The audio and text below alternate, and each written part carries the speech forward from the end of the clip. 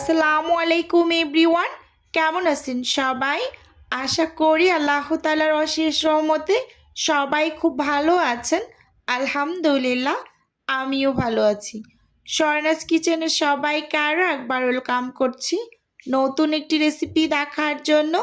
তো আজকে শেয়ার করব অর্ডারের স্প্রিং রোলগুলো আমি যেভাবে তৈরি করে ডেলিভারি করি এবং এক পিস স্প্রিং রোল কত টাকা করে সেল করে এ টু জেড বলে দেব আজকের ভিডিওতে।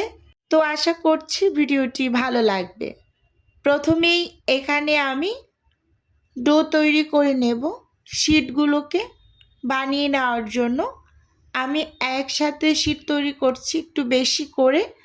আমি কিছু সমোচাও তৈরি করব, যেহেতু স্প্রিং রোল ওন্থুন এবং সমোচা এক শিট দিয়েই তৈরি করা হয়। তো একসাথে একটু বেশি করে ময়দা নিয়েছি এবং এখানে স্বাদ মতো লবণ দিয়েছি, সেই সাথে পরিমাণ মতো তেল দিয়ে খুব সুন্দরভাবে ময়দাগুলোকে আমি একটু ময়াম করে নিচ্ছি। মানে তেলের সাথে ময়দাটাকে খুব ভালোভাবে ঘষে ঘষে একটু মিশিয়ে তারপর কিন্তু অল্প অল্প করে পানি অ্যাড করে ডোটা রেডি করে নিচ্ছি। আমার কাছে মনে হয় এই ডোটা সবাই তৈরি করতে পারে, তো সেজন্য আমি ডিটেলে আর না বললাম, কারণ আমার চ্যানেলে শিট তৈরি করার ভিডিও অলরেডি দেওয়া আছে, চাইলে কেউ দেখে নিতে পারেন। তো খুব সুন্দরভাবে ডোটা রেডি করে সামান্য একটু তেল লাগিয়ে এবার রেস্টে রেখে দিচ্ছি। আর এপাশে আমি স্প্রিং রোল তৈরি করার জন্য পুরটাকে রেডি করে নিচ্ছি। মুরগির বেস্ট পিস নিয়েছি, ছোট ছোট করে কেটে নিয়েছি। এখানে প্রথমেই দিয়ে দিয়েছি সাদা গোলমরিচের গুঁড়ো হাফ চা চামচ, আদা বাটা দিয়েছি হাফ চা চামচ, রসুন বাটা অ্যাড করে দিচ্ছি হাফ চা চামচ, সেই সাথে এখানে সয়া সস দিয়ে দিচ্ছি 2 টেবিল চামচ। সয়া সসের পরিমাণটা একটু বেশি দিয়েছি, মানে সয়া সসটা যেহেতু স্বাদটাকে বাড়িয়ে তোলে, তো একটু বেশি করে দিলাম। এখানে আমি হাফ চা চামচ লাল মরিচের গুঁড়ো দিয়েছি, হাফ চা চামচ জিরা গুঁড়ো দিয়েছি, হাফ চা চামচ ধনিয়া গুঁড়ো দিয়েছি, সেই সাথে হাফ চা চামচ গরম মশলার গুঁড়ো দিয়ে দিয়েছি। এবার সব কিছুকে খুব সুন্দরভাবে একটু মিশিয়ে নেব। এখন পর্যন্ত কিন্তু আমি এখানে কোনো টাইপের লবণ ইউজ করিনি, একেবারে শেষের দিকে লবণটা দেব, মানে মেখে চুকে তারপর লবণটা অ্যাড করব, কারণ সয়া সসের ভিতরে যেহেতু লবণ থাকে তাই ফার্স্ট টাইমে একেবারে লবণ দিয়ে দিলে পরে আবার যদি লবণটা বেশি হয়ে যায়, তো সেজন্য এখানে আমি একেবারে শেষে লবণটা ব্যবহার করেছি। তো এবার আমি একেবারে সরাসরি পুরটাকে রেডি করে নেব। আপনাদের হাতে সময় থাকলে অবশ্যই এই পুরটাকে রেডি করার আগে মাংসগুলোকে ম্যারিনেট করা অবস্থায় একটু রেস্টে রেখে দেবেন। চুলোতে আমি একটা প্যান বসিয়ে দিয়েছি, আর প্যানটাকে ভালোভাবে গরম করে তারপর কিন্তু পরিমাণ মতো আমি তেল দিয়েছি। তো এবার হচ্ছে এখানে আমি বেশ কিছু পেঁয়াজ কুচি দিয়ে দিচ্ছি। প্রথম অবস্থায় একটু কম করে দিয়েছি, পরে আবার দিয়ে নেব মাঝখানে। তো ভালোভাবে একটু নেড়ে চেড়ে ভেজে নেব, যেহেতু নতুন পেঁয়াজ ভাজতে একটু সময় লাগছে। তো ভালোভাবে যখন একটু ভাজা ভাজা হয়ে আসছে, মানে পেঁয়াজটা মোট কথা একটু নরম হয়েছে, তো তখন কিন্তু আমি এই যে ম্যারিনেট করা মাংসগুলোকে দিয়ে দিয়েছি। দিয়ে খুব ভালোভাবে কিন্তু একটু নেড়ে চেড়ে এই তেলের মাঝে ভেজে নিচ্ছি। তো দেখতেই পাচ্ছেন। আর এপাশে কিন্তু আমি যে বাটিটায় মানে ম্যারিনেট করেছিলাম সেই বাটিটা একটু ধুয়ে তো সামান্য একটু পানি দিয়ে দিচ্ছি, যে মশলা টশলা লেগেছিল তো ধুয়ে দিয়ে দিয়েছি।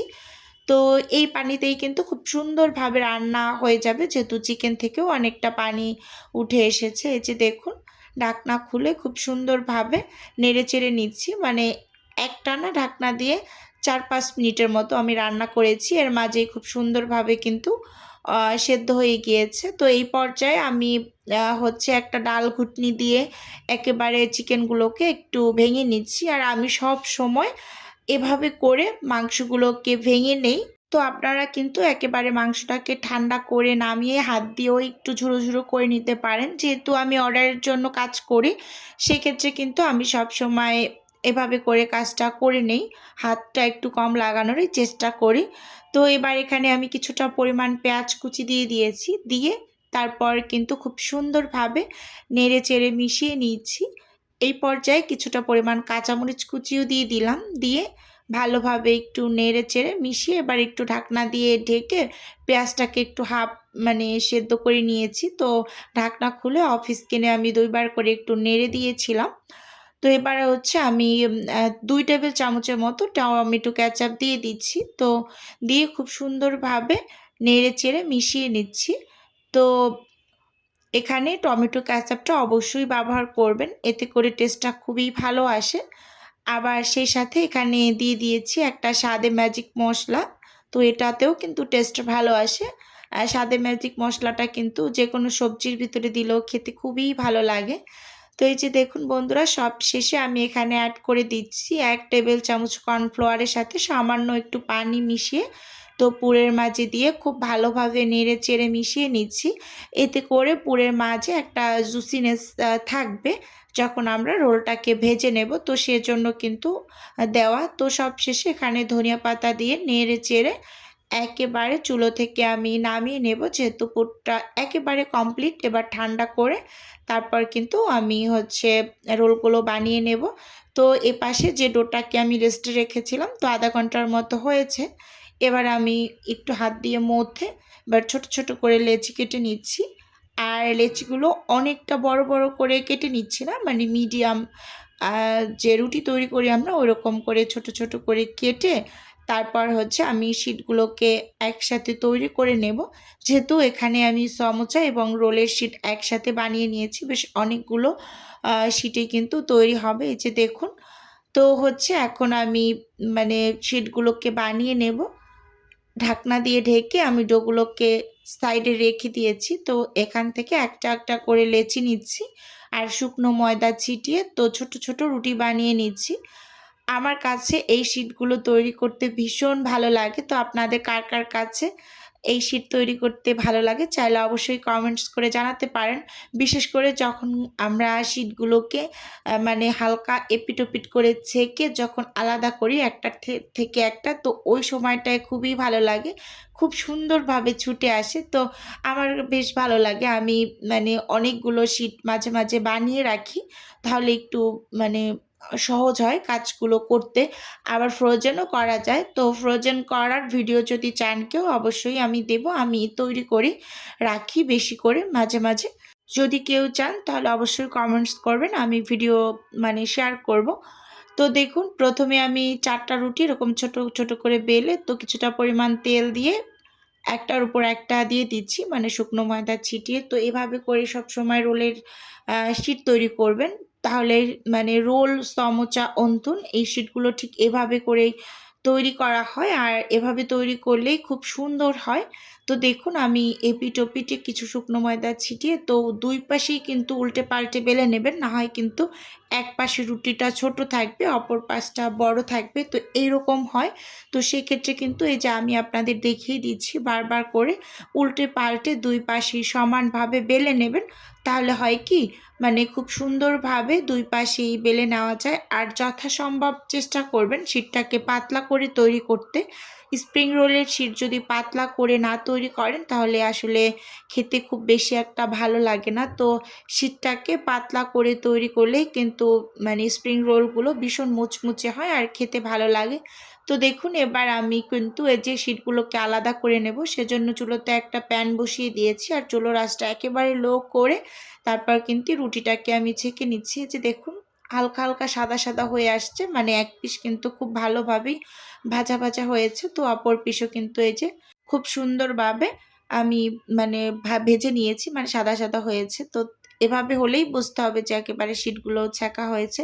এখন কিন্তু একটার থেকে একটা শিট আমি আলাদা করে নিচ্ছি। এই যে দেখুন, হালকা একটু হাতে তাপ লাগে, ব্যাপার না, সহ্য করা যায় এরকম।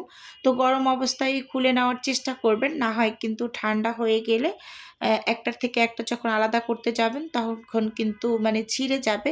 তো এই যে কথা বলতে বলতে এখানে কিন্তু আমি সবগুলো শিট বানিয়ে নিয়েছি। দেখুন কতগুলো শিট হয়েছে।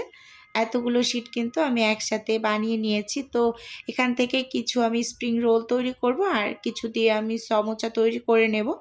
তো এখন এই যে স্প্রিং রোলের জন্য আমি কিছু রেখেছি। তো এগুলো কেটে আবার হচ্ছে সমোচাগুলোকেও অফিস কিনে আমি কেটে নেব। তো চারপাশ থেকেই কিন্তু স্কেল মেপে মানে কেটে নিচ্ছি।